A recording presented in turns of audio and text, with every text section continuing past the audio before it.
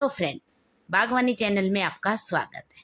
Friend, जैसे ही जुलाई का month आता है तो अपने साथ बारिश भी लेके आता है, और इस बारिश का अगर आपने फायदा नहीं उठाया है तो ये फिर 1 साल बाद ही ऐसा मौका आएगा कि बरसात आएगी और तब आप ये कटिंग लगाएंगे। तो फ्रेंड, आज हम कटिंग की बात कर रहे हैं जो हमारी होती है गुलदावदी। बहुत सारे कलर की होती है। इसकी कटिंग लगाना इतना ईजी है कि आपको अगर एक बार इस वीडियो को देख लेंगे तो आप अपनी कटिंग खुद लगाएंगे, और नर्सरी से आप ये प्लांट जो गुलदावदी के प्लांट होते हैं इनको लाना बिल्कुल भूल जाएंगे। कटिंग को काटना कैसे है, लगाना कैसे है, कटिंग कैसे लेनी है, तो ये पूरी जानकारी के साथ मैं वीडियो लेके आई हूँ। आप देखिए, छोटा सा ही वीडियो है, बहुत ज़्यादा बड़ा वीडियो नहीं बनाया है मैंने। तो फ्रेंड, इसकी जो भी कटिंग हो, ऊपर की जो हेल्दी प्लांट हो उसकी कटिंग ले लीजिए। कटिंग चाहे आप 4 उंगल ले लीजिए, चाहे 6 उंगल ले लीजिए, कोई भी कटिंग लेके आप ग्रो कर सकते हैं। इसकी कटिंग जब भी लें, पत्तियां नीचे की हटा दें। पत्तियां हटाना बहुत जरूरी है। अगर आपने पत्तियों के साथ इनको ग्रो कर दिया तो आपकी कटिंग लगेगी नहीं, क्योंकि बरसात ज़्यादा होती है और बरसात के कारण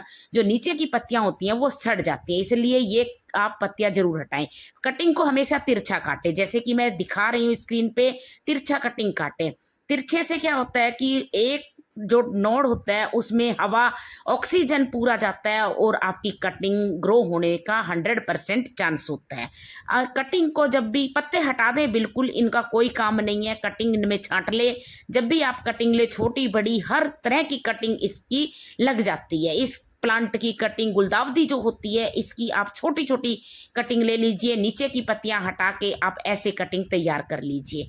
जो कटिंग आपकी छोटी हो, बड़ी हो, कैसी भी कटिंग हो, आप ये तरीका लें कि छोटी छोटी कटिंग आप एक जो आपका प्लांटर हो उसमें लगाएं, बड़ी बड़ी आप एक प्लांटर में लगाएं, ताकि केयर एक जैसी हो सके। बस इतना ही ध्यान रखना है। बाकी आप इनको कैसी भी मिट्टी में लगा देंगे, ये बहुत इजी ग्रो हो जाती है। कम देखभाल में चलने वाली। और कुछ कुछ तो देखिए, जो टहनियाँ होती है ना, अपने आप जो जमीन को टच हो गई उसमें अपने आप भी रूट बन जाती है। ये इतना इजी ग्रो प्लांट है कि आपको बार बार नर्सरी से खरीदने की जरूरत नहीं पड़ेगी। और फ्रेंड, नर्सरी में आप देखते हैं कि 150 से 200 तक का ये प्लांट मिलता है। बहुत हल्का प्लांट होता है, वो ही आपको 50 रुपए में मिलता है। मिट्टी की मैं पहले बात कर चुकी हूँ। मिट्टी इसके लिए नॉर्मल मिट्टी चाहिए। अगर गोबर की खाद आपके पास हो तो आप डाल सकते हैं, एक नॉर्मल मिट्टी ले लीजिए। लेकिन इस टाइम बरसात है तो बरसात में आप ध्यान दें कि हमारे प्लांटर को, जो हम जिसमें ये कटिंग लगाएंगे, उसका ड्रेनेज बिल्कुल ठीक हो। और आप ये जो जैसे जूट के कुछ टुकड़े हों,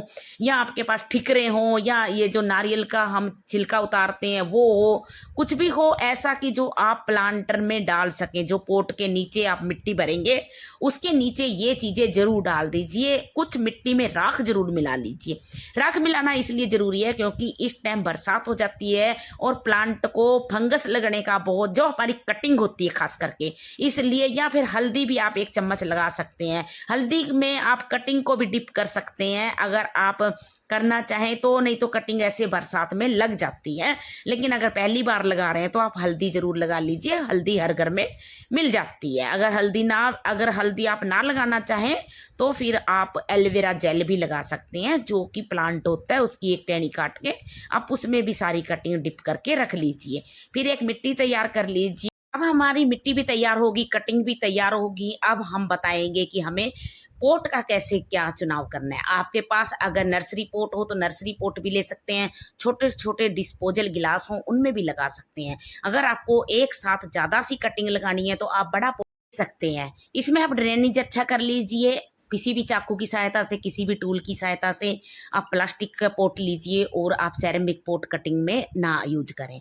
तो फ्रेंड, ऐसे हमने अपना ड्रेनेज जो पोट के हैं वो सारे ठीक कर लिए हैं। अब हम इसमें करते हैं, जैसे अगर आपके पास जो नारियल हम छिलका उतारते हैं, मोटा जो थिक छिलका होता है, ये वाला जो मैं दिखा रही हूँ, ये वाला अगर हो तो ये रख सकते हैं। नहीं तो आपके पास कोई मटका टूटा हो, कोई ठिकरी हो, कोई पोट टूट गया हो, उसकी भी ठिकरियाँ आप नीचे लगा दीजिए। काफ़ी सारा आप 1/4 हिस्सा आप गमले का इसी से भर लीजिए, ताकि आपके जो प्लांट होंगे उनमें पानी, बरसात ज़्यादा भी हो गई तो आपकी कटिंग खराब नहीं होगी, क्योंकि पानी बहुत अच्छे से आसानी से निकल जाएगा और आपकी कटिंग 101% ग्रो हो जाएगी। मैं नारियल के जो छिलके होते हैं वो जूट भी इसी में डाल रही हूँ, ताकि मैं आधा पोट इसी से फिल कर रही हूँ। तो ऐसे बरसात में आप कर लीजिए। और मिट्टी भरने के बाद इसको 1-2 बार पटक के थोड़ा सा ठपक दीजिए, ताकि मिट्टी नीचे बैठ जाए। और फिर आप हल्दी लगी कटिंग को लगा लीजिए। हल्दी ना भी लगाएंगे तो भी कटिंग चल जाएगी। किसी टूल की सहायता से आप होल बना सकते हैं मिट्टी में,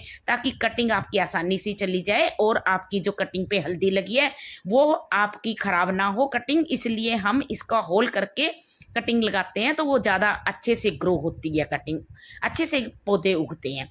तो ये ध्यान दें फ्रेंड। और बहुत सारी कटिंग आप एक प्लांट में लगा दीजिए, कोई वो नहीं है कि आप कम कटिंग लगाएं, जितनी भी जगह मिले आप लगा दीजिए और इसको कुछ दिन छाया में रख दीजिए। पानी का स्प्रे भी करें तो कर दीजिए, ना करें तो बरसात आती है आप वहाँ इसको बाहर की साइड रखिए, ताकि इसमें बौछारें पड़ती रहें और बरसात का पानी इसको मिलता रहे। ऐसे हम ढेर सारी कटिंग एक पोट में लगा लिए। अब छोटी छोटी कटिंग को हमने हल्दी में डिप कर लिया है और इसको हम दूसरे पोट में लगाएंगे। तो ऐसे करके आप ढेरों प्लांट फ्री के बना सकते हैं और इनमें 8 से 10 दिन में ही रूट आ जाती है, बहुत जल्दी रूट आती है और आप देखेंगे कि आपके पास ढेरों प्लांट फ्री के बन जाएंगे और आपको बार बार नर्सरी से ये प्लांट खरीदने की जरूरत नहीं पड़ेगी और आप अपना बहुत सारा पैसा, अपना बहुत सारा समय जो कि बचा लेंगे और आपको जो खुशी मिलेगी अपने गार्डन के खुद के तैयार किए हुए पौधों से, जो फूल आपको देख के खुशी मिलेगी, वो फ्रेंड आप मुझे कमेंट्स करके जरूर बताइए।